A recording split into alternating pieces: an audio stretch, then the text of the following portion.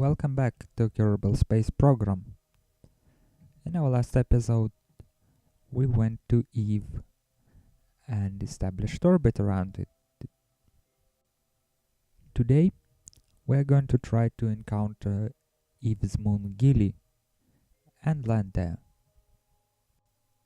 To do that, we would need to make a maneuver node at our periapsis and lower our orbit sufficiently to make it cross Gilly orbit.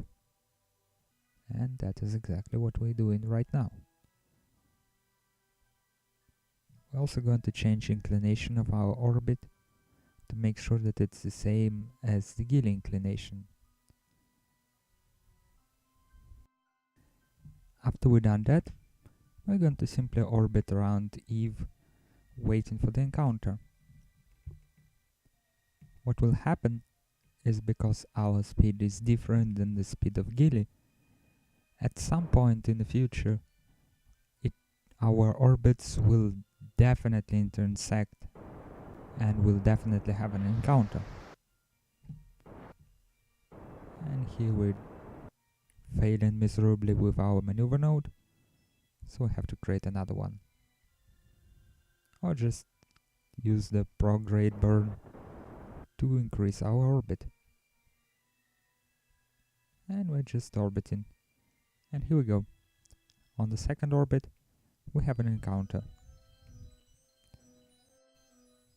Gilly is one of the smallest bodies in the Kerbal system, and its gravity is very, very, very low. What that means is that it will be kinda hard to land on it, simply because it will not give us enough weight, and our acceleration to the surface will be almost non-existent. In fact, Gilly gravity is so low that it's possible to go into the orbit with Kerbal jetpack. They simply jump and accelerate to orbital velocities, something which you can do on other planets or moons, but with much more difficulty. So here we're approaching Gilly. Unfortunately, our orbit is going to be polar, but that's okay. It's not something that will change much in this case. And here we're going for the landing. Because the gravity of Gilly is so low, I'll have to speed up this sequence to 8 times. You see, I've already even burned directly to Gilly to make sure that we travel to it. And here you can see the effects of low Gilly gravity. We're traveling at less than 1 meter per second, and on touchdown we bounce back from the surface and launch back into the space without any kind of thrust on our engines. It is very hard to settle on not even surface here. And so here we are. We're doing our signs and letting Jebediah out to plant a flag, take a surface sample, and do the usual reporting stuff. As you can see, it's almost impossible to fall down. We have to use our jetpack to get to the surface.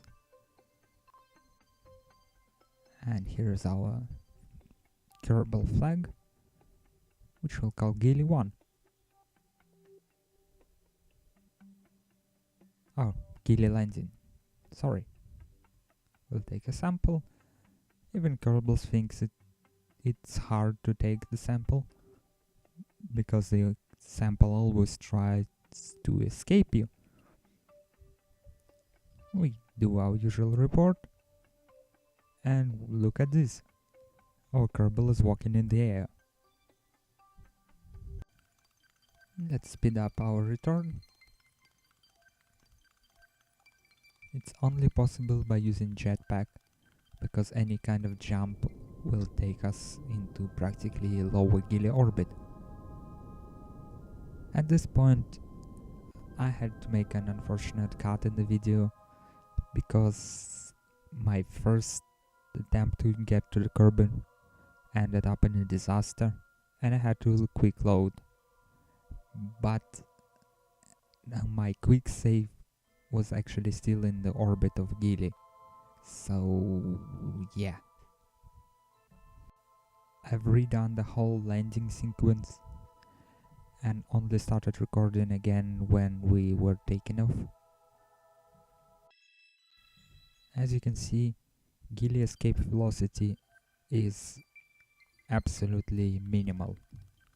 At 40 meters per second, we are already on escape trajectory. What we have to do now is align our orbital plane with Gilly first. With Eve first. And then we'll have to align our orbital plane with Kerbal. It won't be perfect, but it will get the job done. So our orbit is aligned with the Eve itself. Let's set the Kerbal as our target so that we can see its orbit in the galactic plane, so to say. And let's do this little tiny burn.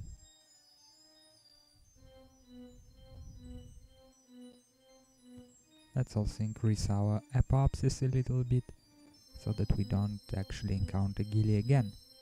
And now all we have to do is set up an alarm clock for the Kerbal window and wait. And here we are again, the planets are aligned, and we can do our return home burn. We make sure that our orbit intersects orbits of Kerbal, and changing its inclination a little bit until we get a close encounter. And the encounter is around 300,000 kilometers. That is not perfect, but so we're going to tweak it a little bit to make it more manageable. Let's say 100,000 kilometers or whereabouts. Oh, we actually got a capture. Something we didn't expect. So we're tweaking it a little bit, and I'm going to speed up the rest of the process. So we've set up our node for the closest encounter we can manage, and we're going to burn. It's not a very big burn, definitely lower than the one we had to use to go to Duna or even to the Eve itself. And our orbit is almost done. Let us create an approach node, so to say, the one that will tweak our encounter even further. And here we go. It's 2000 kilometers, less than 1000 kilometers, less than 500 kilometers.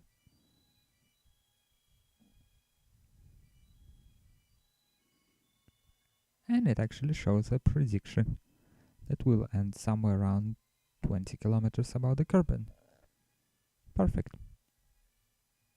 It's exactly what we need to perform an aero brake or aero capture around the Kerbal, and to just land without using any additional power.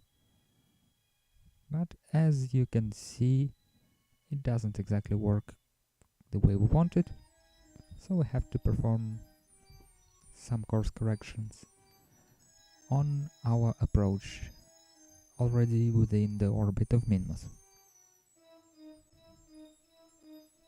And our node shows that we'll end up around 20 kilometers above the surface, something that we are very comfortable with.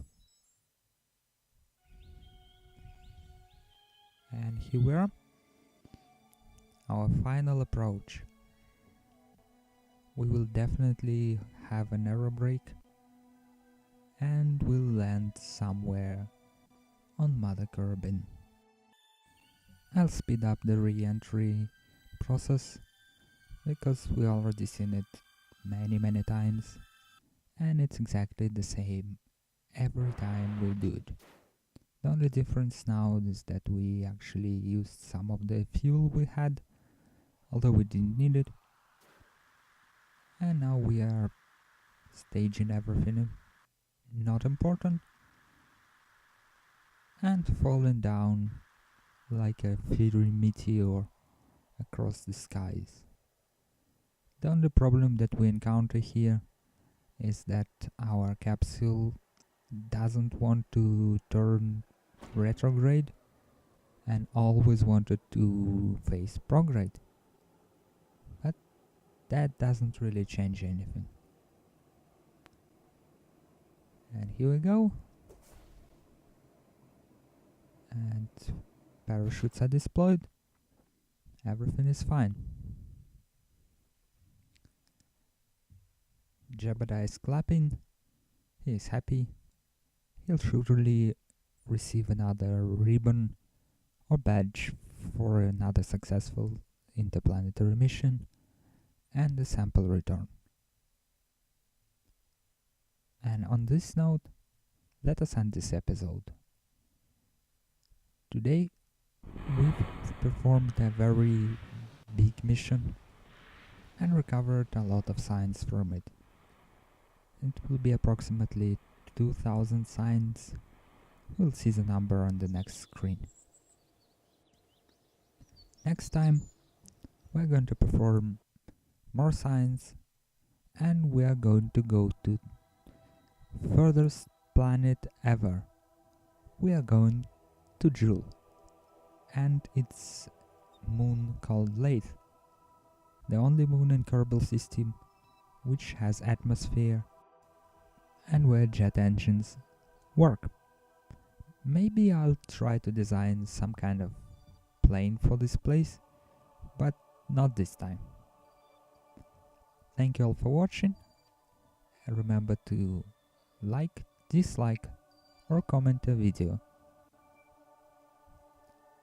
Again, see you all in the next episode. Goodbye.